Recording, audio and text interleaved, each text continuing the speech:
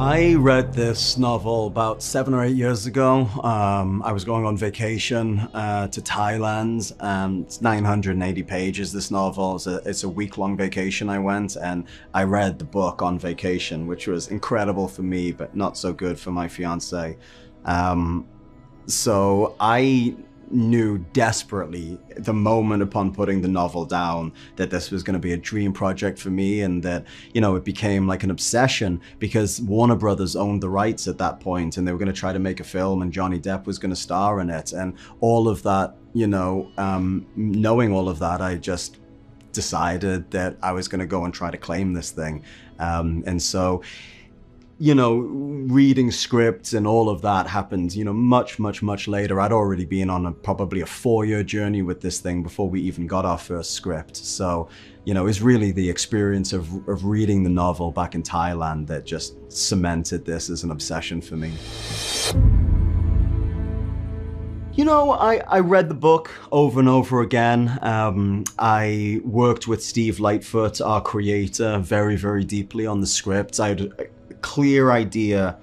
I didn't really like the adaptation and how Steve shaped the scripts, shaped the world, reordered the narrative from the adaptation was all sort of his prerogative, you know? What I was really firm on and determined to bring forth Lin in the way that I understood him.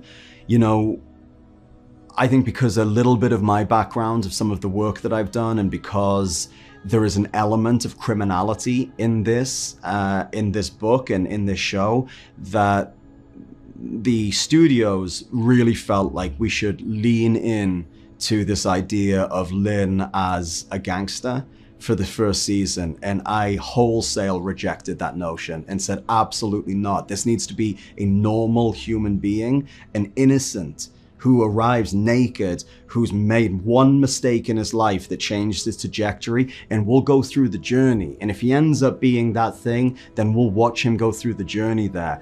And so, you know, that seems like a simple conversation to be had, but boy, it was 2 years of fighting, you know? And I'm glad that I won that fight because, you know, listen, 10 different people will make 10 different adaptations of the source material, and they'll be completely different. It's all so unique. But once I was the guy entrusted to bring Lin alive, I had to fight for what I believed in, you know? Incredible. When I got the opportunity to do this, the first thing I did was book a flight. Me and my partner went to India for a month, or rather 3 weeks a month, and we only had a hotel for the first night. I just wanted to surrender to India and let India take us, show us what it wanted to show us, you know? And it was the greatest trip of my life, and we had an extraordinary time together. And so, I can't remember why I'm telling you this. What was the question you asked me? How much fun was it to immerse yourself? Oh, yes. So I answered the question. How about that? Yeah, it was amazing. I love that country. I love the people, the country, the food, the whole vibe. It's just, you know, I suppose my introduction to India really was actually reading Shantaram, and it sort of has a promise of what one should expect from a trip there, and you know, that was exactly my experience. Well, there was a few days where I had a laundry list of physical ailments that got topped off with a bad mosquito bite that I contracted dengue fever. And as you know, the show must go on. So there's no missing a day of work ever. You know, I've been doing this 24 years. I've never missed a day of work ever. And so, you know, going to work and working, 12, 14, 16-hour days with dengue fever sucked. You know, so they were definitely the tough days. And, the remarkable days were really, there were 1,000. I suppose, when I think about really pivotal moments, because of COVID and everything, the character Shubham, the actor Shubham who plays Prabhu, which Prabhu and Lin is in many ways the heart of Shantaram, and that was going to be so essential that we get that relationship right, and yet we had never really met until our first day of filming together. And it was a scene where we're in a hut and we bond and laugh. And I said, well, the next 2 hours are going to tell us whether we have a show or not.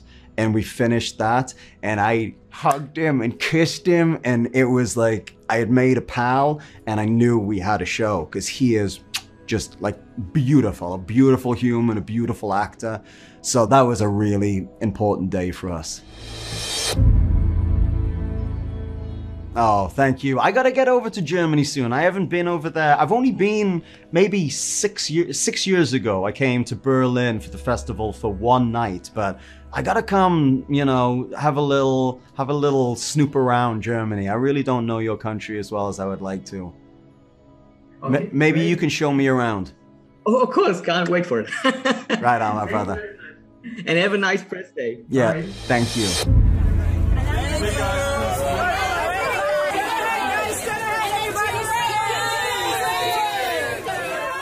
Shantaram comes from the word Shanti, which means peace.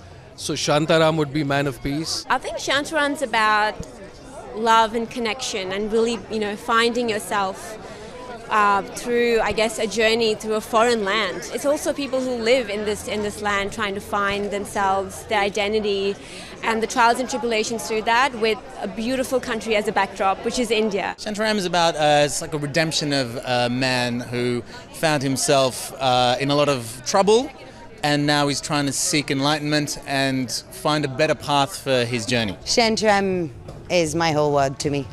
It's my first lead female role as an actor on a huge international show, so I'm very, very grateful.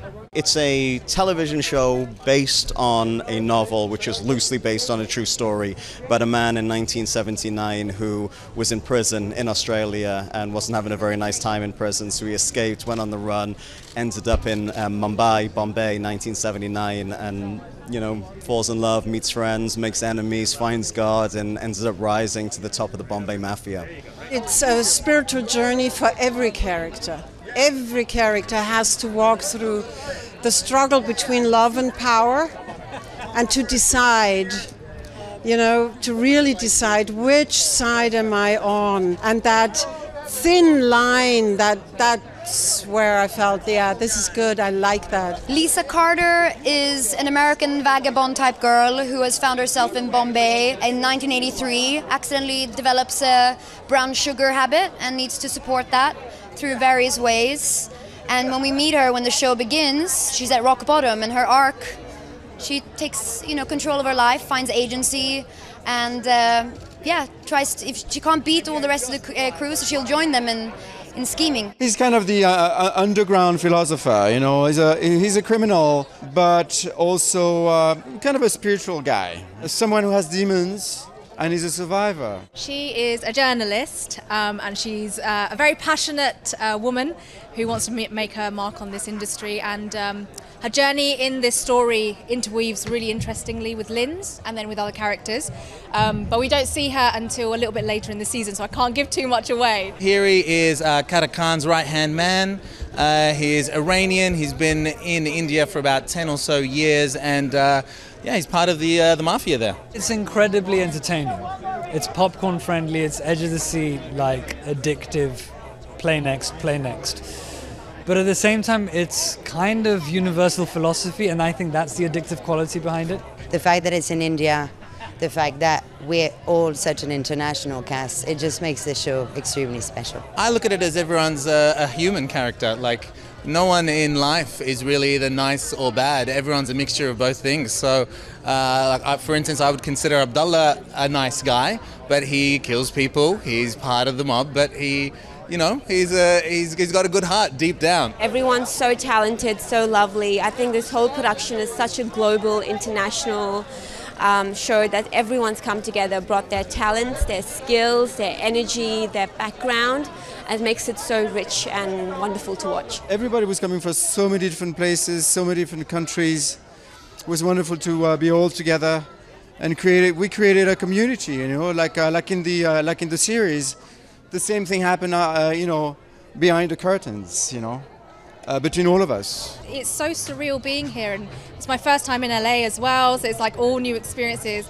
But it feels so great to be able to come back with these people, the cast and crew, and celebrate this. It was a huge undertaking, and it's a massive achievement to make this, and to celebrate it with everyone here is just, it's so lovely, and it's, you know, it's amazing. I hope that everyone will ask themselves, what are the choices I take every day in my life, and how lucky I am to make these choices. I'm so excited. It's my first time, not my first time in LA, but my first time on the red carpet in LA.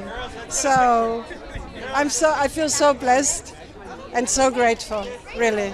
I learned a little bit of Hindi. I was mainly speaking Marathi, which is the prevalent dialect of Mumbai, particularly Bombay in the 80s when we were shooting. Don't ask me to repeat any of it now because I've forgotten all of it, but I have heard that I did okay literally listening to it and then sort of parroting it back. Charlie is an absolute professional. He is humble, he is intelligent, and he never does the same take twice. You will never, he doesn't plan what he's going to do, he goes with the moment. Every take is new, which makes everyone else have to just react, and it makes being on set with him so much fun. Working with Charlie was really refreshing. You know, we'd seen him on screen and obviously seen his body of work, but to see the amount of humility and passion he brings to the project, that was really enriching for an actor like me, and hats off to him because he had, you know, the dog's body of the work. He was on pretty much all the time. And the energy he brought to it, it was just sensational.